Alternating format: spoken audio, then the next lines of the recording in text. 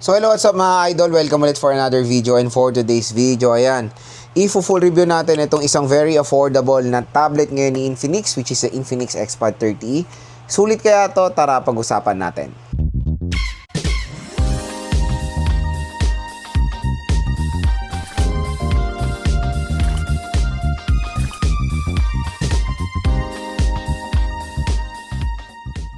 Hanap ba kayo ng murang tablet na magamit nyo ngayong 2026? Ito, meron ako marirecommend sa inyo, which is the Infinix Xpad 30. So, itong tablet na to ay recently lang, lumabas ito sa Philippines. So, ngayong 2026 lang to.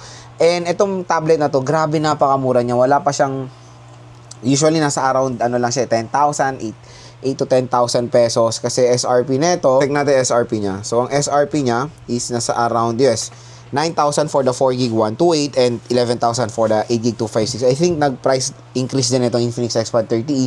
Pero kung gusto niyo siya makuha ng ganyang presyohan lang, 8,000 pesos lang, dito lang ibibili sa ating link. So, tap mo yung video, may shopping button dito.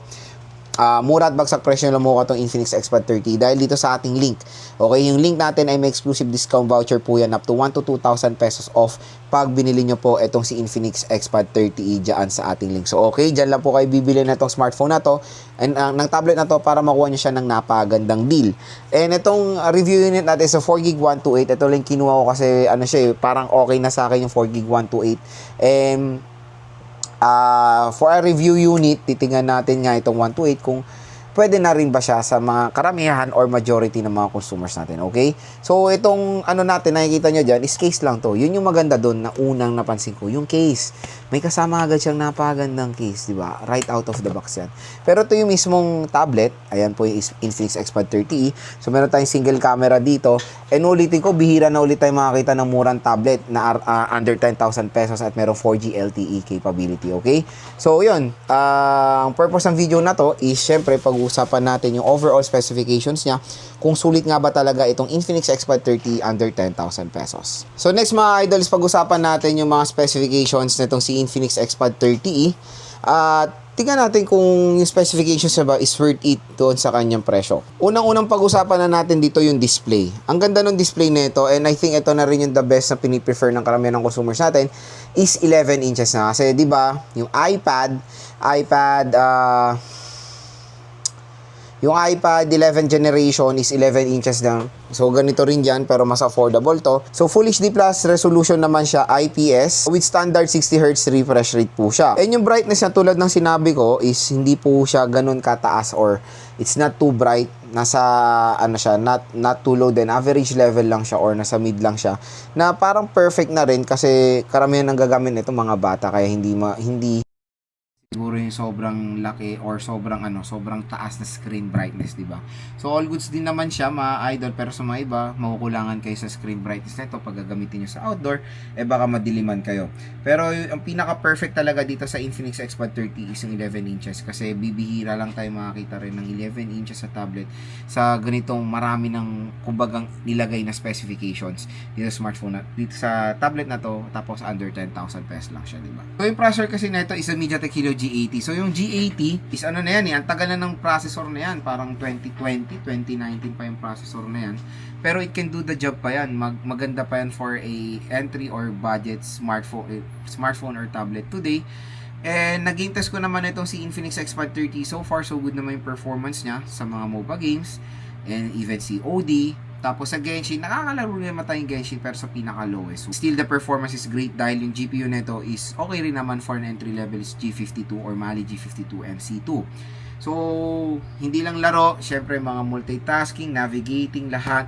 Okay na okay naman po yung processor niya. Kayang-kaya naman, kumbaga, i-handle yung performance na yan sa isang casual user lang. Kung heavy gamer kayo, definitely hindi po para sa inyo to. Meron pong mga tablet device na sobrang mamahalin na makikater yung needs nyo sa isang gaming tablet, okay? So ito, kumbaga all-rounder, pwede siyang panlaro, pwede siyang pang negosyo, pwede siyang pang trabaho, at pwede siyang as a learning tool. Ayun nga, tulad ng sinabi ko kanina is maganda. Meron siyang free case, diba? So, nakakatuwa naman na meron siyang free case. Meron pa siyang screen protector na kasama. So, well protected na itong tablet na to. At Maganda rin yung case, hindi siya pipitsuging case, pang permanent na talaga yung case na nilagay nila dito sa Infinix Xpad 30e. Usapang camera tayo. So sa camera, meron siyang single camera dito with 8 megapixel and front facing camera niya is 5 megapixel. So yung performance ng camera niya, hindi na ako maghihiling ng sobrang ganda kasi syempre ina-accept natin when it comes sa mga tablet, hindi, lalo na yung mga mura, wag na tayo mag-expect ng sobrang ganda ng quality ng camera niya. Kasi syempre, sino ba naman ang gagamitin itong pang primary camera? Meron kayong mga smartphones to do that. And ang purpose nito usually, ang camera ng tablet is for video calling or may pipicture kayo mga specific na kailangan yung camera doon sa certain applications, di ba? So kaya for me, yung specification ng kanyang camera is all good naman for its price sa isang budget tablet. Ang pinaka-the best ito na main advantage ng Infinix Xpad 30 is yung kanyang 4G LTE capability.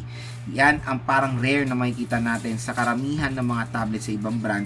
Usually Wi-Fi lang po ang i-offer nila. Ito po 4G mobile data na, so napaka-convenient gamitin itong Infinix Xpad 30e sa mga ganyang senaryo. Hindi nyo na kailangan ng Wi-Fi to connect sa internet, di ba? Lagyan nyo lang ng SIM card, all goods na. At pwede kayong tumawag. Pwede nyo gawing cellphone to. Hello! Saan ka na? O, gamitin mo sa Divisoria. O. Hello, di ba? Lupit mo. Pero yun, maganda naman na very welcoming yung ganyan mga features dito. Pwede nyo tumawag, pwede nyo gamitin siya sa internet kahit saan man kayo pumunta. Salamat sa kanyang 4G mobile data capability. And quick reminder lang, it is not dual SIM, single SIM lang po to and nano SIM po siya. Ang maganda rin dito, naka dual stereo speaker siya. Dual stereo speakers. So, naglaro tayo dito. Yung speaker quality niya is outstanding din naman. Well balanced, yung bass, at malakas yung kanyang speakers. So, sa speaker test natin, mamaya share ko rin naman yung thoughts ko dyan. So, meron lang siyang isang biometric which is face unlock. Wala po tong fingerprint scanner. So, yun lang ang nandito. Usually, I think for a tablet naman, parang sa ganitong murang tablet, bibira lang rin tayo makakita ng may fingerprint scanner and face unlock talagang ginagamit nilang biometrics or yung pattern na lang or passcode. Nakapaldo rin kayo dito battery dahil yung battery nito ay 7,210 mAh battery capacity. So malaki rin naman yung battery niya. Pero iba, I think hindi sila makukontento sa battery nito kasi it's an 11 inches tablet, dapat mas malaki pa ang i-offer kasi usually mga ibang smaller tablet 7,000 ang minimum nila, di ba? Pero dito okay naman yung battery performance na nung 3.9 natin siya, matagal din naman siya malubat. Pero pinaka nakaka-disappoint dito yung kanyang charging rate, it's 10 watts. So expect nyo mga 3 hours bago ito ma-full charge, di ba?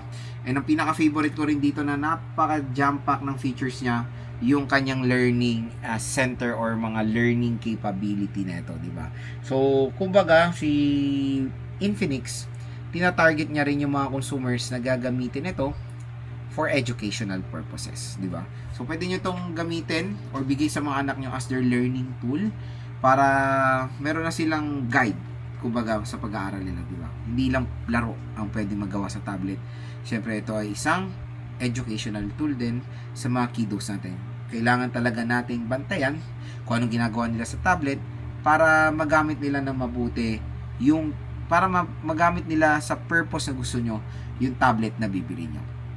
When it comes sa RAM at ROM, Lods, reasonable ba yung RAM at ROM? Again, in today's time, lalo-lalo na sa presyo ng mga RAMs ngayon, I think acceptable na rin, 4GB 128, especially for this kind of price. Again, 8GB 256 na ito, nakikita ko nasa 11,000 pesos naman na siya. So, yun, 4GB 128 still usable, no worries naman. Pwede na siya dito sa Infinix Xpad 30 and yan na rin yung the best na pinakamura nyo rin naman na pwede mabili dito sa tablet na to. So ayan mga idol ng ating opinion or yung specifications nito si Infinix Xpad 30. So okay naman siya na tablet, in fairness, napakasulit at ang dami nyo magagawa dito sa tablet na to na hindi lang siya basta-basta panlaro. Pwede rin kayo manood dito, may enjoy nyo rin manood dito sa napakalaking display nito si Infinix Xpad 30. Next mga idol is explore natin yung design at build quality nito si Infinix Xpad 30. Again, pag binili nyo tong tablet na to, included po itong napaka-solid na case. 'Di ba? Ang ganda, may kasama na siyang case, well protected na siya, even screen protector may kasama na.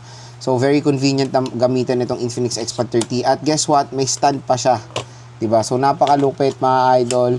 So yan yung Infinix Xpad 30 case, kasama po yan pag binili nyo to. And ito po yung mismong tablet. Polycarbonate po siya pero napakagaan din naman nitong tablet na to. sa 4 and 11 inches na display. So, yung ka-form factor nito is yung very popular na iPad, yung iPad 11th generation. So, ito siya. Meron tayong single camera dito and a flash. So, sa right side, meron tayong microphone and yung volume rocker. Sa taas is meron tayong power button, speaker grills. Sa left side is yung SIM tray. Sa baba naman is 3.5mm headphone jack, Type-C port at speaker grills. Pero ang orientation kasi neto mga idol, pag ganito, pa-landscape kasi nandito po yung kanyang front-facing camera, okay? So, meron na rin tong free na screen protector out of the box. So, all goods na siyang gamitin. And syempre, bubungad sa inyo dito is yung napakalaking display netong si Infinix XPad 30. So, 11 inches siya. Solid din naman yung kanyang resolution at yung brightness level, not too bright, not too low, nasa average level lang siya. Perfect na perfect yung ganyang brightness, especially pag gagamit nito karamihan is mga bata, di ba? So ito yung stand niya, di ba? Very convenient at okay naman, hindi naman sobrang bigat nito si Infinix XPad 30. When it comes sa speaker nito, malakas din naman siya mga idol, and yun nga pag kumbaga sa isang tablet, sa kanyang presyo, all goods yung speaker nito. Dual tier speakers, okay yung bass, okay din yung loudness. Kaya kung i-rate ko yung speaker nito, perfect 10 ang score ko dito. Oo. So next is, maganda kasi dito sa Infinix XPad 30. Rain, hinaan mo yan. May feature to na para sa kids ang focus. Sige nyo, napakadami. Meron tayong high tutor, kids space, education desk, Google Classroom, nandito na agad, pre-install Learning Center, ang dami po mga idol. So, kumbaga itong tablet na to, all-rounder siya sa mga kiddos natin. Pwede nyo rin siyang gamitin pang pause, pang entertainment purposes, pang laro, di ba? So, for example, Learning Center, kung naghanap kayo ng isang tablet, gagamitin nyo sa pag-aaral ng anak nyo, ito, marami na siya. Meron tayong pang K-12 academic, i-refresh lang yan, magkakaroon din yan. High School Plus, ayan, marami. May mga videos, college preparation, di ba? Ang dami po mga idol. And ito, meron tayong mga bedtime stories para sa mga chikiting natin. Ayan, may Filipino, may English, di ba? Napakadami. Kumbaga, itong si Infinix XPad 30, more on focus niya rin talaga is sa mga kiddos natin. Kaya, napaka-convenient gamitin itong tablet na to sa lahat ng aspeto, kumbaga. So yun mga idol, ang ating full review dito sa Infinix XPad 30. So syempre, in my conclusion, isa to sa napakasulit na tablet na pwede nyo ma-purchase ngayong 2026. Kaya hanggang mura pa siya dito sa online, dito lang kayo bibili. Tap mo yung video, may shopping button dito. Mura nyo lang makukuha si Infinix XPad 30e. And napakadaming features niya. Tulad na sinabi ko sa inyo, pwede nyo siya salpakan ng SIM, napakalaki ng screen, 11 inches, reasonable battery, reasonable processor, at kumbaga, pag nanood, sino ba naman ang ayaw manood sa isang malaking display na tablet, diba? Kaya ulitin ko, kung interested kayo dito, hindi na kayo mag-aalala, meron na kayong case, meron na kayong screen protector, all goods na. Bumili na lang kayo ng universal pen, pwede naman dito yung universal stylus pag gusto nyo mag-drawing, diba? Pwede dahil napakalaki ng display nito si Infinix XPad 30. So, saan pa ba kayo bibili nito? Dito lang sa ating link. Tap mo yung video, may shopping button dito. Mura at bagsak presyo lang mo katong si Infinix XPad 30 dito sa ating link, at dito sa ating video may exclusive yung discount voucher na up to 1 to 2,000 pesos off pag dito kayo bumili ng Infinix XPad 30. So hopefully mga idol, nakatulong ito sa inyo kung nagde-decide kayo bumili netong tablet na to.